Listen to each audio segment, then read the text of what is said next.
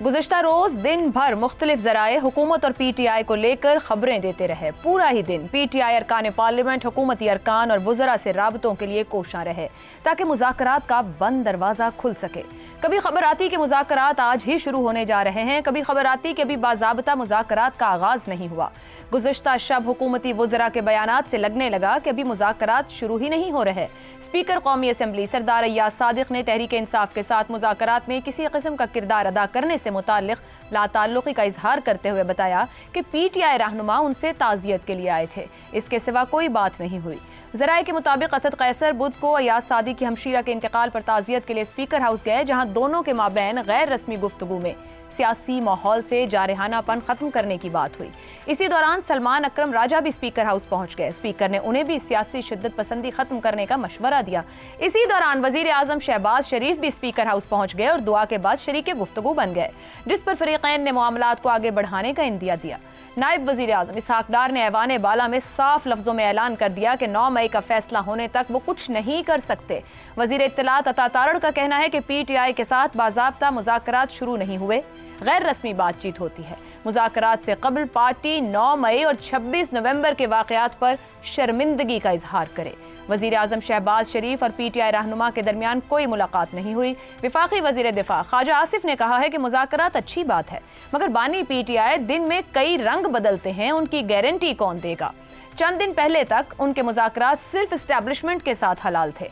ख्वाजा आसिफ ने माजी को याद करते हुए कहा कि कोई ज़माना था जब जनरल बाजवा और फैज़ जामिन होते थे। अहम ज़राए का यह भी दावा है कि तहरीक इंसाफ और उसके बानी को इस साल मई में 9 मई के वाक़यात की जिम्मेदारी कबूल करते हुए सिदक़े दिल से मुआफ़ी मांगने का जो मशवरा दिया गया था, ये पेशकश अब गैर मौसर हो गई है। ज़राए ने याद दिलाया है कि बानी PTI ने इसकी बजाय जंग आजमाई का रास्ता इख्तियार किया और हुकूमत को ब्लैकमेल करने का ऑप्शन इस्तेमाल किया, जिससे पूरी हुकूमती मशीनरी जैम होकर रह गई और बहाल होती कौमी मईशत को रोजाना की बुनियाद पर 200 अरब का नुकसान हुआ। इस सूरत हाल में अब हुकूमत की जानिब से कोई भी फरीक मुज़ाकरात करेगा तो उसे भी बानी तहरीक अपने सोशल मीडिया के जरिए ऐसे मायने पहनाकर दोबारा हंगामे और फसाद का माहौल तैयार कर सकते हैं। यही वजह है कि अब कोई दामन पकड़ाने के लिए तैयार ही नहीं है। इन हालात में सवाल जन्म ले रहा है कि हुकूमती वज़रा के बयानात ये साबित नहीं कर रहे कि हुकूमत अगर PTI के साथ मुज़ाकरात करने पर राजी होगी भी तो कई शराइत के साथ। ऐसे में ख्वाजा आसिफ के मौक़िफ़ को भी नज़रअंदाज नहीं किया जा सकता कि बानी PTI की ज़मानत कौन देगा। माजी में इस्टेब्लिशमेंट ने बहुत से मौक़े पर सियासी फ़रीक़ैन के दरमियान मुफ़ाहमत का किरदार अदा किया है, मगर अब PTI का पूरा बयानिया सबके सामने है। ऐसे में वाकई ख्वाजा आसिफ के मौक़िफ़ में वज़न है कि बानी PTI की ज़मानत देगा कौन। हुकूमती वज़रा PTI से मुज़ाकरात में हिचकिचाहट, बानी PTI की ज़मानत कौन देगा। वज़ीर दिफा ख्वाजा आसिफ के मौक़िफ़ में कितना वज़न है। कराने को क्या ज़ैगम साहब कुछ दरकार होगा, कोई एक थर्ड ग्राउंड। माजी में इस्टेब्लिशमेंट के किरदार की मिसालें मौजूद हैं। जनरल काकड़ फार्मूला ये ले लें, 2009 में कियानी साहब का किरदार ले लें, 14 में राहील शरीफ साहब ने इमरान खान और कादरी साहब से मुलाकात की। अब की बार खुद PTI का जो मारूज़ है वहाँ पे एंटी इस्टेब्लिशमेंट बयानिया मौजूद है। कौन बनेगा जामिन? कोई गैर जानिबदार सियासी शख्सियत, कोई ऐसी सियासी शख्सियत जो जिस पे सब बिलीव कर लें या वो गारंटर बन जाए, इन्हीं जमातों में से कोई ऐसा शख्स, क्योंकि आज टॉलवी साहब भी शायद कह रहे थे वो भी कोई किरदार अदा करने को तैयार है। तो आप क्या समझ रहे हैं, कोई दरकार है थर्ड पर्सन या खुद से मैनेज कर जाएंगी? ज़ैगम साहब को गालिबन जी। इफ्तिखार साहब, आपके ख्याल में कोई थर्ड पर्सन दरकार होगा या ये खुद से समझ जाएंगी सियासी जमातें? देखिए, बात यहाँ पे बचपन की हुई। जिस बच्चे को इतनी मेहनत और प्यार से पाला गया हो, उसकी ज़िद तो भी वही है कि मैं हूँ तो सब कुछ है, अगर मैं नहीं हूँ तो सब कुछ नहीं है। ये बात जो आप कह रहे हैं डायलॉग की, हम हमायत करते हैं। हमेशा सियासत में डायलॉग के बगैर गुजारा नहीं है, लेकिन ये जो मिसालें देते वक्त हम एक चीज़ भूल जाते हैं। पाकिस्तान की तारीख़ में 9 मई और नवंबर जैसे वाक़यात कभी भी नहीं हुए, कभी भी नहीं हुए। भुट्टो को फांसी लगा दी गई, 9 मई नहीं हुआ। बेनज़ीर को शहीद कर दिया गया, 9 मई नहीं हुआ। पीएनए की तहरीक चली, 9 मई नहीं हुआ। तो इससे बड़ी पॉलिटिकल एक्टिविटी तो पाकिस्तान में और कोई नहीं हुई। ANP पर पाबंदी लग गई, 9 मई नहीं हुआ। तो हम सब दोस्तों को जो सियासी तजज़ियाकार हैं, मुज़ाकरात हुए, आप साथ ये भी बताइए कि पीएनए के साथ मुज़ाकरात हुए। मैं आ रहा हूँ सर, जी जी, मैं आपकी तवज्जो दिला रहा था। नहीं, आपकी तवज्जो का मैं मशकूर हूँ, कि शुक्रगुजार हूँ कि आपने तवज्जो तारीख की तरफ दिलवाई, लेकिन उसमें 9 मई नहीं हुआ। मेरा जो मेरा पॉइंट है वो अगर आप समझने के ख्वाहिश रखते हैं तो ठीक है, वरना ठीक है, होने दें बहुत सारे और 9 मई आइंदा दोबारा। 9 मई नहीं हुआ, 9 मई को क्लियर करना पड़ेगा। अदालतें करें, कौन करे? मैं तो अदालतों में यकीन रखने वाला आदमी हूँ। अदालतों से ही होगा ज़ाहिर। बिल्कुल, मैं अदालतों में यकीन रखने वाला आदमी हूँ। अदालतें कल सब की ज़मानत कर दें, कल सबको माफ़ कर दें, सबको रिहा कर दें, बिल्कुल ठीक है, फिर कोई मुतालबा नहीं। लेकिन ये मेरे सारे दोस्त बशमूल अपना गज़नवी साहब, जिन्होंने मुझे बताया कि इफ्तिखार साहब वो ये हुआ था जनाब, वो हुआ था मार्च, अप्रैल, मई, जून एंड जुलाई। उससे बड़ी तहरीक ना कोई चला सकता है, न कोई चला पाएगा। तो उसके अंजाम में मार्शल लगा था, ये हुआ था। हालांकि ये बात यकीनी बन गई थी कि अगर मार्शल मरहूम और बेगम नसीम वली उस वक़्त अपनी क़यादत की बात मान लेती तो शायद ये मुज़ाकरात जून में हो जाते और ज़ुल्फ़िकार अली भुट्टो गैर मुल्की दौरे पर न जाते। तो मेरा ख्याल है हम तारीख में एक बात को हम भूल रहे हैं। तारीख में ये कन्फ्रंटेशन नहीं हुई जो कन्फ्रंटेशन हो गई है, और अभी 4 दिन पहले हुई है। मुझे कोई जवाब नहीं दे रहा कि बुलेट प्रूफ जैकेट पहनकर जुलूस में शामिल कब होना शुरू हुआ। तो देखें, I am for democracy, I respect the PTI workers, I respect their fight against their opponents, I respect them कि they came to the polling station on a certain day, I respect them कि they voted for the party। लेकिन sir ये मतलब तो नहीं है कि ये रकमाल बना लिया जाए। अब पूरे के पूरे पाकिस्तान को ये रकमाल बनाने की तो इजाज़त नहीं दी जा सकती। अब देखिए, ये बयान दिया, ये एंकर साहबा कह रही थी कि कुछ माठे किस्म के बयान आ रहे हैं हुकूमती अदारों की तरफ से और उनके बंदों की। जनाब, तो जो अच्छा बयान आया वो यही है सिविल नाफरमानी का, और जिसको अपना हमायत हासिल है बानी की। तो फिर फैसला आप कर लें कि एक तरफ आप पर सिविल नाफरमानी की तारीख का दबाव होगा और आप एक टेबल के पर बैठे हुए गुफ्तगू कैसे कर सकते हैं। ये हुआ कि कहा गया कि भुट्टो को कोहाला के पुल पे फांसी दी जाएगी। एक तरफ ये दबाव था पीएनए के अंदर, और एक तरफ एक सुनिएगा, और एक तरफ एक ऐसे लोग बैठे थे प्रोफेसर गफूर जैसे और नसरुल्लाह जैसे और मुफ्ती महमूद साहब जैसे, जो डायलॉग को तैयार थे।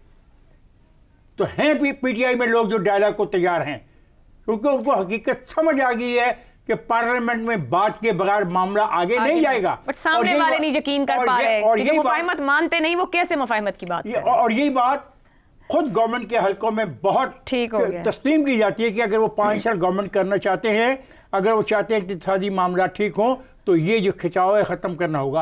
मसला गारंटर कौन बने, that is the point. Guarantor बनेगी PTI की गारंटर बनेगी PTI की सेंट्रल वर्किंग कमेटी।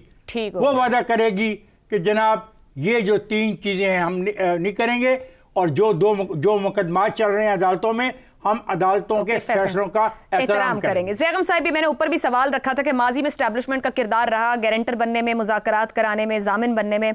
क्या कोई और गारंटर बनेगा, कोई गैर सियासी शख्सियत, कोई सियासी शख्सियत? इफ्तिखार साहब ने जवाब दिया है कि इसकी PTI की सेंट्रल वर्किंग कमेटी। दूसरा कॉमेंट कर दीजिएगा, इरफान सिद्दीकी साहब ने भी पीपल्स पार्टी की तरफ से भी और नून लीग के और लोगों की तरफ से भी कहा गया है कि हम पे दबाव डाल के सिविल नाफरमानी की तलवार दिखाकर मुज़ाकरात नहीं हो सकते।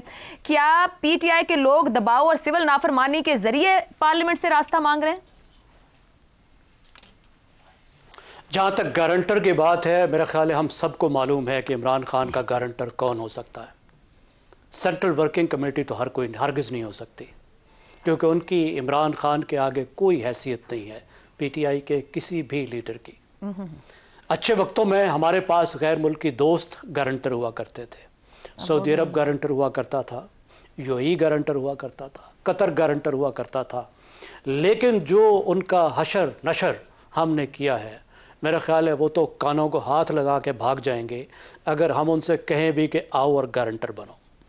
इस्टेब्लिशमेंट इस वक्त खुद फरीक है, वो कैसे गारंटर बन सकती है?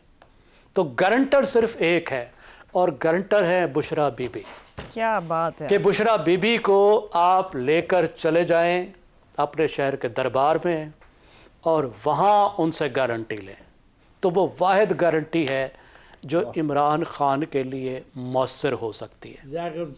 अब अगली बात, इस वक्त के जो हालात हैं और जिन मुज़ाकरात पे हम बात कर रहे हैं और किस तरीके से हुकूमती पार्टी बस वो पेश से काम कर रही है, जिसे खुश होना चाहिए, उसके लिए कितना ज़बरदस्त मौका है कि अपोजिशन जो है वो इतने मज़ाहिमत करते करते उनसे बात करने को तैयार हो गई है, लेकिन देखिए वो बिल्कुल तैयार नहीं है।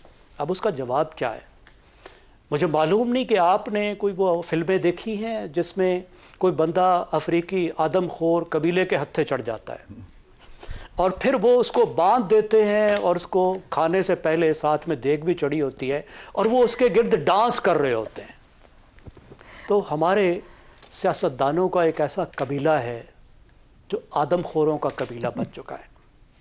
इनमें से एक बल्ली से बंधा होता है और दूसरा इर्द गिर्द रक्स कर रहा होता है। आपको याद है 3 साल पहले मुस्लिम लीग नवाज बल्ली से बंधी हुई थी और पीटीआई का आदमखोरों का कबीला जो है वो रक्स फरमा था उनके गिर्द। अब पीटीआई बैन कर रही है, बल्ली से बंधी हुई है और मुस्लिम लीग नवाज उसके गिर्द रक्स किए जा रही है और वो इस मज़े को छोड़ने को ही तैयार नहीं है। उन्हें इतना मज़ा आ रहा है, उन्हें लगता है उनकी लॉटरी निकली है, पता नहीं इलेक्शन जीता या नहीं जीता और हुकूमत मिल गई और अब उनके पास अपॉर्चुनिटी आ गई है कि जो काम वो पहले पीपल्स पार्टी के साथ नहीं कर सके थे, जो काम पीटीआई उनके साथ नहीं कर सकी थी, तो शायद आज वो मौका हो कि वो वही काम पीटीआई के साथ कर ले, यानी मुकम्मल एलिमिनेशन। ये अल्टीमेट ख्वाब है हमारे आदमखोरों के कबीले का कि जो मुखालिफ है उसको डेसिमेट किसी तरीके से कर दो, और ये मुमकिन नहीं है इसलिए कि ये तमाम पार्टियां लाखों करोड़ों लोगों की रिप्रेजेंटेटिव हैं और जो वोटिंग पैटर्न के शिफ्ट्स हैं they take a long time. एक जनरेशन लगता है किसी पार्टी को ख़त्म होने में। तमाम पार्टियों को सबक लेना चाहिए।